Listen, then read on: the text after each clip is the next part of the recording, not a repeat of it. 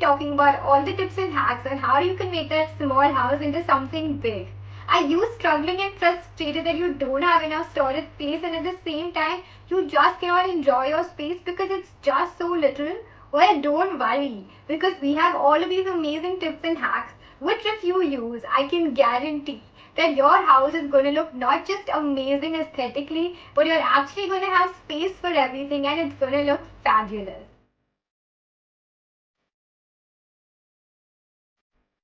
Hey guys, I'm Tanvi, the founder and CEO of Littlemsdesigner, Designer, a luxury interior design firm. And if you're here to find out about the tips, tricks and hacks and anything to do with interior design, then you're at the right place. Some of my favorite tips that are going to help you make that small house look absolutely amazing. 1. Clean and discard before you buy any new things. 2. Large mirrors. 3. Minimal and simple. 4. Space saving and vertical storage. 5. Use lighter colors. 6. Large artwork. 7. Tall planters. 8. Centralized furniture. 9. Right lighting. 10. Full height curtain. The 10th one is a very small but very important hack because it actually helps you transform your space into making it look double the height. So wait till the end of the video to find out about my favorite tip. 1. Clean and discard before buying new things. Well, this one's quite obvious. Stop hoarding. Remove all of that extra stuff which you keep thinking you will use the next day or the next day and haven't even looked at in years. Remove it, clean, discard. Make space for new things. Haven't you heard of that saying? If you don't make space for new things, how are you going to be able to get those new things? So before you buy anything new, make a rule that you are going to discard all the things that you haven't touched or used or don't plan on actually using. Yes, be honest with yourself for a long time ahead. 2. Large mirrors. Now mirrors is a very nice reflective material. What this does is that wherever you put it on your walls, the space automatically looks double. So try to use this wherever possible, obviously not on all the walls, but preferably near the door entrance or near spaces which have long passages because that makes the space look double, larger and much bigger. 3. Minimal and simple. Just as the word suggests, that's all that it is to it. Keep it simple, keep it minimal. Less is more. Don't overclutter, don't overput in things. Just put things as per your requirements. Remember, it's your room, your space, so put things that only you need. 4. Space saving and vertical storage. Now, when you're designing the storage for your room, be very smart about it. Things which you don't need on a daily basis, then you can actually hide that in the storage below the bed through like a hydraulic bed.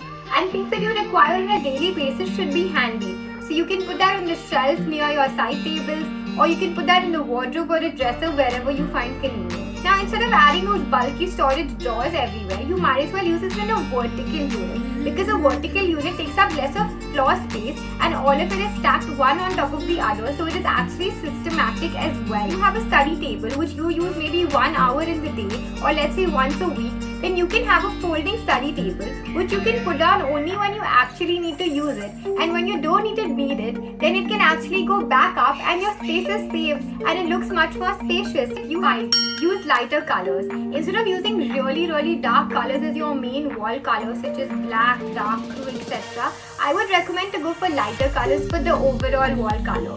So you can use light whites, beiges, pastels, greys, so many of them as long as it's in the lighter shade. Of course, if you really want to use a little bit of that dark color, it's okay as long as you highlighted it on a single wall, not for the overall space. 6. Large artwork. Well, this one's quite simple. If you have a nice big wall which you want to put a nice artwork to, instead of putting smaller frames, I would recommend that you go for a one single large frame because that's going to make your space look much larger in height as well as in width. You can also use this by adding a tall nice planter in the corner or hanging a planter by the window if you have nice large windows. 8. Centralized furniture. Now of course the aesthetics matter from the exterior, but it's also very important about the space planning of the room. Make sure that when you're designing the try to centralize the furniture so you have space around it, or try to put the furniture about 3 to 4 inches away from the wall, but ensure that you have at least 3 to 4 feet of passage space going in between all the furniture items so that there is no hindrance coming in your way, and at the same time it doesn't look like you've put too much in too little space. I know you're eager, but the last tip's almost here, so stay tuned till the end of the video. video 9, lighting. Now the right lighting for your space can actually transform it by deciding where you should place the light and which color you should use for them. You should either be using a 6000K, which is known as a white light, or a 4000K, which is known as a daylight. Where this should be used for your main task lights. Let's say if you have a wardrobe which you would like to see what is going inside it, or let's say if you're getting ready. So something like where you're going to be using a particular task 3000K, which is known as a warm white light. This is basically a mixture between a white light and a yellow light. This is going to be used more to bring out that ambience and coziness and comfort to your space. So this should be done through cove lighting, the ceiling, or maybe even through the walls. But a total mixture of both of this white and yellow light is what's going to make up that space look absolutely. That when you choose the fixture right, make sure that it is round, because if it is square it might not be aligned to the walls, because sometimes these walls are not perfectly aligned. While choosing the right round light, also ensure that the beam of the light is slightly longer so that it can actually help you heighten up your 10 full height curtains. This one is definitely one of my favorites. It's a small little detail, but it makes a lot of difference to actually make your space look doubled up. So let's take a standard room, a 10 feet by a 10 feet. And let's assume that the height of that room is also another 10 feet. Now within this space, there is a window with a sill height of about 3 feet, and the height of the window is about 4 feet, which basically leaves about another 3 feet above the window. Now usually, when people are choosing their curtain, they buy the curtain height, touching the window's sill, going only to the window, which is in your case only 4 feet, right, with this example. But now what if I tell you that you can take that curtain going all the way from the ceiling to the floor, which actually helps you heighten up that space. Of course, make sure that you have a bit of that false ceiling of 3-4 inches on the ceiling, so you leave that space. But otherwise, make sure that the curtain is going all the way from the ceiling to the floor and see the difference in your space. I can guarantee you that it's going to look absolutely stunning and going to make your space look so much taller.